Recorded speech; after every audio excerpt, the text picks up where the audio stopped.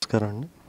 ఓం ప్రకాష్ గారు మామూలుగా ఫేస్బుక్లో ఎప్పుడు ఆయన కార్టూన్స్ పెడుతూ ఉంటారు. సో ఆయన ఇది ఒక బుక్గా తీసుకొస్తున్నారు అన్నప్పుడు పీపుల్ మీడియా తరఫు నుంచి ఇది బుక్గా ప్రింట్ చేద్దామన్న ఆలోచన వచ్చిందండి.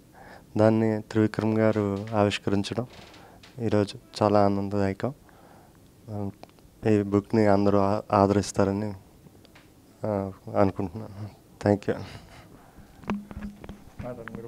ఇయర్స్ క్రితం అనుకుంటాను ఆర్కే లక్ష్మణ్ గారు హైదరాబాద్ వచ్చినప్పుడు ఈ సమాజంలో డాక్టర్లు, లాయర్లు, కార్టూనిస్టులు ఎంత తక్కువ ఉంటే అంత మంచిదే అని చెప్పారు.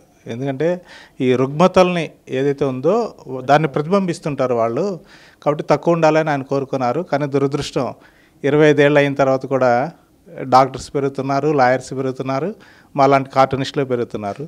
అయితే కార్టూన్ అనేది కేవలం వినోదాన్ని కాకుండా సమాజానికి ఏదో ఒక చిన్న సందేశం లేదా ఇందాడ అన్నట్టుగా ఒక రుగ్మతల్ని కాస్త ఏలెత్తి చూపించేదిగా ఉంటే బాగుంటుంది అని మా గురువుగారు వడ్లమూడి రామ్మోహన్ రావు నాకు చెప్తుండేవాళ్ళు.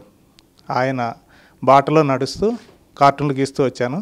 అందుకని నా తొలి కార్టూన్ సంకలనాన్ని ఆయనకు అంకితం ఇచ్చాను. ఈ పుస్తకం వేయాలని అనుకోగానే మిత్రుడు వేణుగోపాల్ని కలిసినప్పుడు నాకు వివేక్ కూచిభట్ల గారితో కల్పించారు. వాళ్ళ ద్వారా విశ్వప్రసాద్ గారి సహకారంతో ఈ పుస్తకాన్ని తీసుకురాగలిగాను. ఇవాళ ప్రముఖ దర్శకులు, మాటల మాంత్రికులు త్రివిక్రమ్ శ్రీనివాస్ గారు ఈ పుస్తకాన్ని ఆవిష్కరించడం చాలా చాలా ఆనందంగా ఉంది. ఈ పుస్తకాన్ని కార్టూనిస్టులు అందరూ ఆదరిస్తారని భావిస్తున్నాను. బేసిక్గా కార్టూనిస్టులు అందరూ చాలా కోపిస్టులు ఉంటారని నా నమ్మకం. ఎందుకంటే వాళ్ళకి ఆయన చెప్పినట్టు సమాజంలో ఉన్న రకరకాల విషయాల మీద వాళ్ళకున్న కోపాన్ని నవ్వు ద్వారా వ్యక్తపరుస్తారు.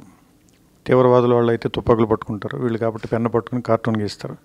సో యాక్చువల్గా వీళ్ళు సేఫ్ అన్న ఉద్దేశం. సో ఈ పుస్తకం మీ అందరికీ నచ్చుతుందని నేను ఆశిస్తున్నాను. ఈ పుస్తకాన్ని ప్రజల్లోకి తీసుకొచ్చేవాళ్ళంటే నాకు చాలా ఇష్టం. అందుకని విశ్వప్రసాద్ గారికి, వివేక్ కూచిభట్ల గారికి కూడా నేను నా అభినందనలు చెప్తున్నాను. సో ఇది మీకు నచ్చుతుందని, ఇలాంటి పుస్తకాలు మరిన్ని పీపుల్స్ మీడియా ద్వారా రావాలని కోరుకుంటున్నాను. ధన్యవాదాలు.